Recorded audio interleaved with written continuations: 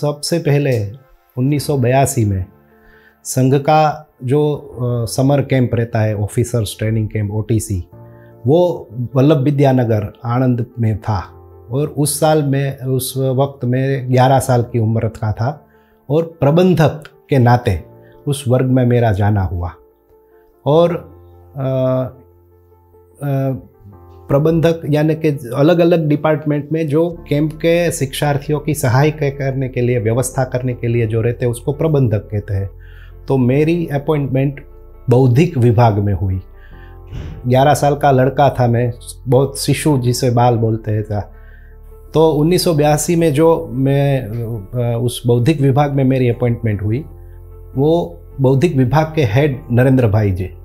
और उस वक्त 20 दिन के कैंप में 12 दिन मुझे नरेंद्र भाई के साथ एक ही कमरे में रहने का सौभाग्य हुआ। और मैं समझता हूँ कि मेरे जीवन का घड़तर की जो प्रक्रिया स्कूल में एक प्रकार से होती, शाखा में दूसरी प्रकार के, लेकिन साथ रह के जो एक होता है, वो ऐसे पहले नरेंद्र भाई के साथ हुआ। बौद्धिक विभाग की और कई कामगिरी में से एक कामगिरी होती है कि आज के दिन में जो भी वक्ता आए थे, उनका मेन पॉइंट्स उसका लिखना और उसका चार्ट बना के रात को लगाना है। दूसरे दिन सभी जो शिविरार्थी है वो उस चार्ट में से लेके अपनी कॉपी बुक में उसको नोट डाउन करते थे कि कल समझो अटल बिहारी वाजपेयी उस वर्ग में आए थे, तो उन्होंने अपने वक्तव्य में ये हमको मार्गदर्शन दिया था और हमने उसमें चार्ट के रूप में लिख के लगाया होता है। वो दूसरे दिन लिखते हैं सब। तो मैं छोटा था, 11 साल की उम्र थी, तो चार्ट बनाने का जो काम रहता था, नरेंद्र भाई सभी में 100% की अपेक्षा रखते थे, यानी परफेक्शनिस्ट के आग्रही थे। एक दिन चार्ट की जो बॉर्डर लाइन बनाता था, तो उसमें से एक लाइन थोड़ी तिरछी रह गई, तो उन्होंने कहा कि नहीं, पूरा फिर से बनाओ, ये ऐसे तिरछी लाइन नहीं चलेगी। तो सीधा करके पूरा चार्ट मेरे पास दूसरी बार बनवाया।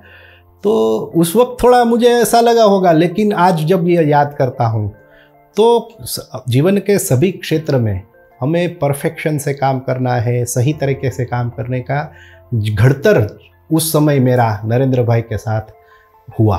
1985 में 85 में मैं संघ शिक्षा वर्ग, जो संघ के रहते उसमें शिक्षार्थी के नाते डीसा में वर्ग था, उसमें गया था। वैसे मेरा बौद्धिक भी अच्छा था और शारीरिक भी अच्छा था। तो संघ के वर्गों में सुबह 2-2.5 घंटे का शारीरिक रहता है और शाम को भी 1.5-2 घंटे का शारीरिक रहता है। मेरा शारीरिक अच्छा था और नरेंद्र भाई को ये पता था। उस वर्ग में नरेंद्र भाई पूर्ण दिनों के लिए नहीं थे, लेकिन 1-2 दिन जब आए थे तो शाम की प्रार्थना के समय मेरे से लगभग 200-250 फीट दूर वो प्रार्थना की स्थिति में खड़े थे। और प्रार्थना पूरी होने के बाद तुरंत किसी एक स्वयंसेवक को भेज के मेरे पास भेजा कि अपूर्व भाई, आपको नरेंद्र भाई बुलाते हैं।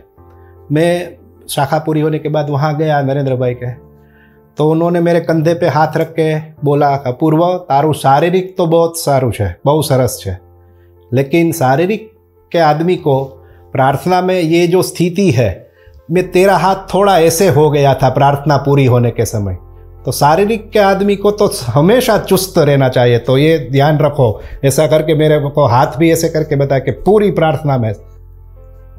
तो मैं 1982 का बौद्धिक विभाग और 85 का शारीरिक, दोनों का जो कॉम्बिनेशन से होता हो, तो बौद्धिक भी अच्छा होना चाहिए और शारीरिक भी अच्छा होना चाहिए। ये घड़तर नरेंद्र भाई ने मेरा दोनों तरफ से ये किया, वो मेरी स्मृति में आ रहा है।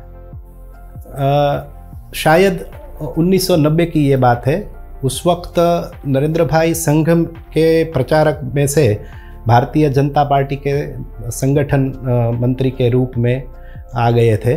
और मेरे पिताजी प्रवीण काका, वो भी संघ के प्रांत के अधिकारी होने के कारण राजकोट में यहाँ पर एक बैठक थी।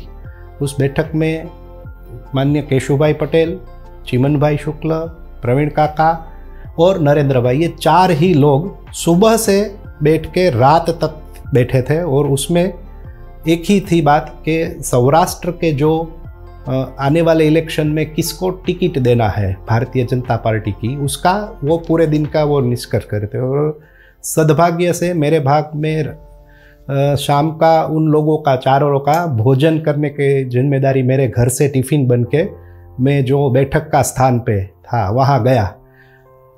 तो उन चारों महानुभावों को भोजन कराते समय जो 10-15 मिनट वो हुए, उसमें से मैंने जो ओवरहर्ड किया और मुझे जो सुनाई दिया, उसमें से नरेंद्र भाई की एक बात मुझे आज तक याद है कि वो चर्चा के समय बोलते कि हम कौन जीतेगा ये तो ज़रूर सोचेंगे, लेकिन जीतने के बाद अपनी विचारधारा को कायम रखे, अपनी विचारधारा के साथ कायम रहे, ऐसा भी हम एक क्राइटेरिया रखेंगे कि सिर्फ जीतेगा नहीं पर जीतने के बाद भी हमारे साथ रहेगा।